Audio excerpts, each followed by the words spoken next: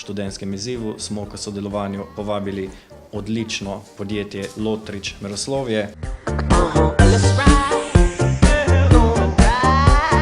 Naloga študentov pri študentskem izzivu Lotrič Meroslovje je pripraviti marketinški miks teh 7 P-jev, ki bodo jih lahko v podjetju Lotrič nato implementirali v prakso.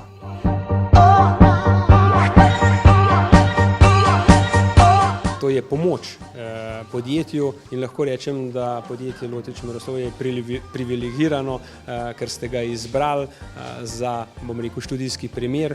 Ko smo razmišljali, smo si rekli, zakaj pa ne bi poskušali našo blagovno znamko, oziroma ko pomisliš na merjenje, pomisliš na Lotrič Metrology, razširiti čisto med vsakega. Naša pričakovanja so, da študentje z inovativnimi predlogi, utemeljeni, našo prepoznavnost dvignejo, prvo v Sloveniji, pa potem apliciramo to tudi za tujino.